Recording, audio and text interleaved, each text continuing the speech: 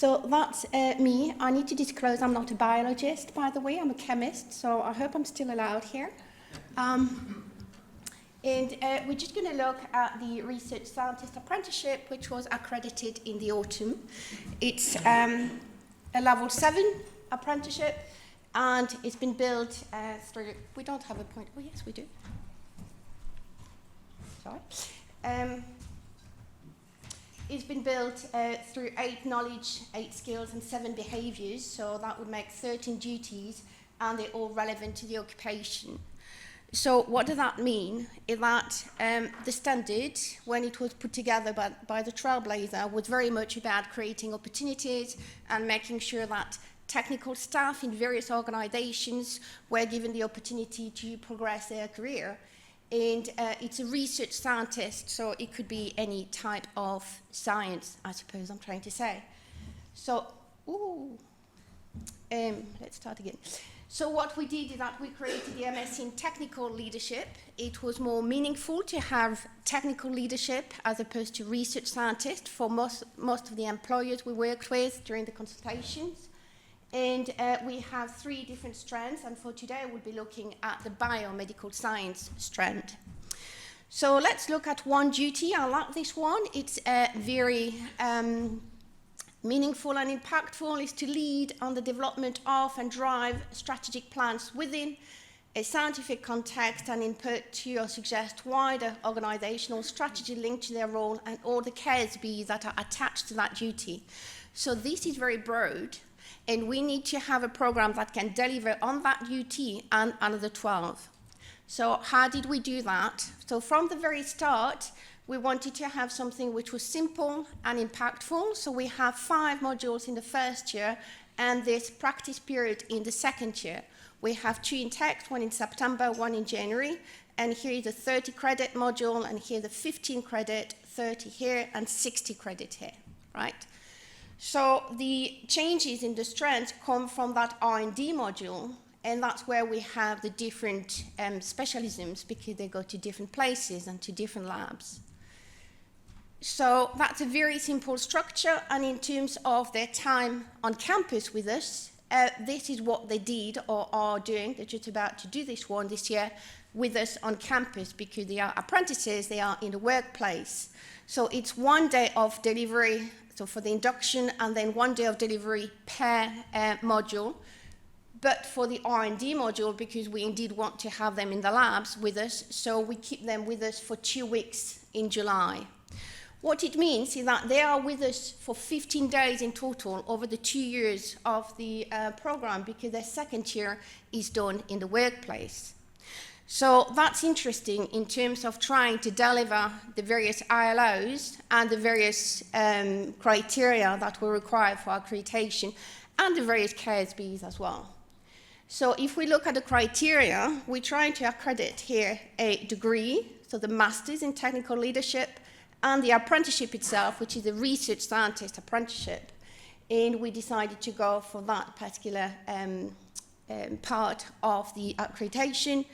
And the criteria are put here, the academic excellence and so on, which are very important and very conventional for the accreditation of degrees.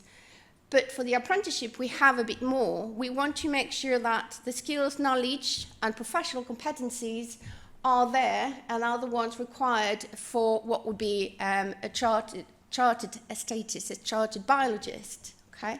And we want to have employees' engagement as well. And that's because the criteria are slightly different here. So we need to fulfill all criteria based on the structure I have just given you. And obviously employment, professional skills will be very important. Practical skills will be very important when we have them with us for 2 weeks. So how do we do that? From the very start, from the design stage of that apprenticeship, we were very clear that we wanted to deliver those 3 different concepts here. So we want the academic rigor, it's very important. We wanted to develop their critical mindset and also their problem-solving skills. That's very, very key to everything we do, and that's within the regulated environment, which will be different depending on the strands they're on, and that will be across the whole program. So how do we do that? Well, we have that first year 5 modules to develop all the 3 points here. So the rigor of the research methods is not just in the R&D specialism, and being critical and having the ability to problem solve is not just in the R&D, it's across the whole program, and that they can just use that as a toolbox to practice indeed in their period of practice in the second year for their work-based project that they do with the employer. So here what we have is that we're not trying to make a specialist, we're not trying to have a specialist in microbiology, but instead we're trying to have a very well-rounded scientist who can just pick up any problem just coming on their desk and try to solve it in the best way that they can. So if we go back to that duty, it means we need to find a way to deliver on that, and we're probably much closer now to have things in place to indeed deliver on the leading here, on the driving, on the strategic plans, and so on. So the way to look at it is that they have different opportunities to practice, and here we're just going to look at the assessment, which is what we check basically. What is their practice of assessing such skills here? In the assessment, and I know that's just something that was a question mark for the work this afternoon as to whether it should be in-person assessment or not, but here is pure coursework. We want to have something which is relevant to the workplace. So they bring their own problem and they try to solve it with the tools that we give them. We're not giving them the same assessment for all of them. It'll be very, very individualized indeed. So we look now at the criteria I just mentioned. Problem solving will be assessed in project and processes. They'll have to do a SWOT analysis of their department. There'll be problem solving in that R&D where they'll be working with my colleague here and doing some calibration using remote car in a sports hall. They'll be doing obviously quite a lot of problem solving in their period of practice. They'll be doing some teamwork in various modules as well. So here they have to obviously work together and have to produce a piece of work around leadership and understanding the dynamic of the team working together. Critical thinking comes in different way, but obviously data analysis, they'll bring their own data set and they'll use the statistical analysis which is required for their data set.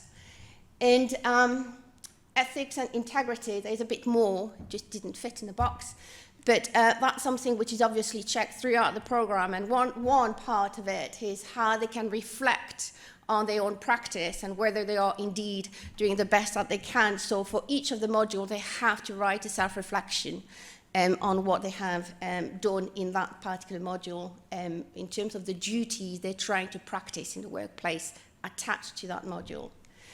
And obviously the practical skills will come here, and they are exposed to quite a lot of different types of work and ways of thinking in our labs. But what's very important, that R&D module, what's very important is that we don't take it as we know and we're going to give you all the knowledge we have. Instead, we just said, well, you come with something, so we want to know what you know. We have very experienced technical people in the room when we work with them, and they bring their own experience. So we give them opportunities to tell us that. We also want to do something which is meaningful to the court. So we give them a questionnaire with about 70 questions in January, so they've just had it.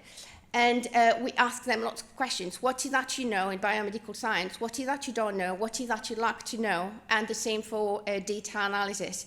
And we are going to tailor that R&D module based on the answers.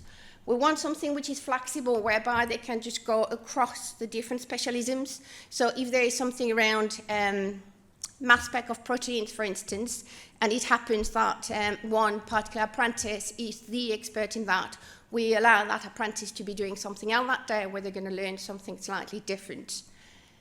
And problem solving is key. As I said, we have lots of different kind of activities that help them break down what the problem might be so that they just try to answer the right question. And I go back to that, that work, that activity they do in the sports hall using remote cars to set up a calibration, for instance. So something which is very important, and here the impact of what they have done so far. So here are example of projects that have gone through our doors with the apprenticeship. We work a lot with the NHS, but not only, but the biomedical science strand is with a lot with the NHS. We work with the UK Health and Security Agency. We work with FERA, and there are different types of work there. And what I can tell you that it has worked, most of them have been promoted.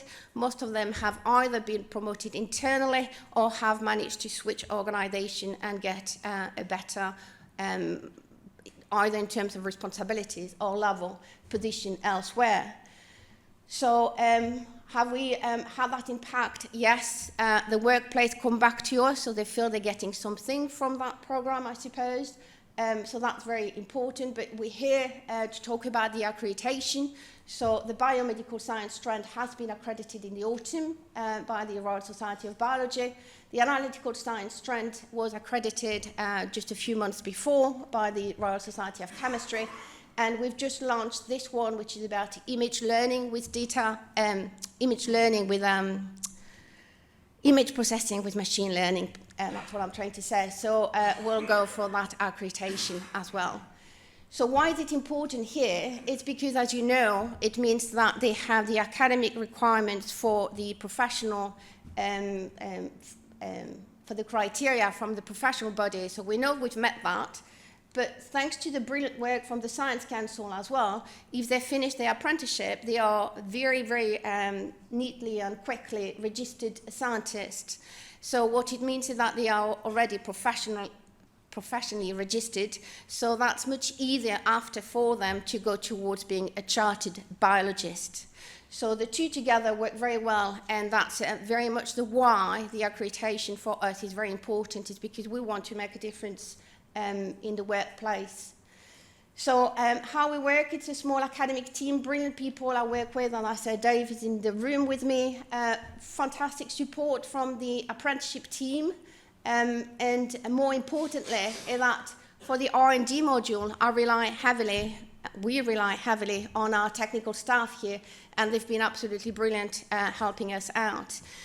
The good thing as well is that we're getting more and more interest now from universities to register on that apprenticeship in order to upskill their technical staff as well. So we feel we've reached something. And we've been working with absolutely wonderful apprentices. We've been doing that now the 4th year. It's running now, so we've had a few people throughout doors and really, really enjoyed working with them. And we've had fantastic interactions with them, and my colleagues have very often knocked at my door and opened my door, and I said, I love teaching them, they're so good, they have so many just great questions. So wonderful apprentices.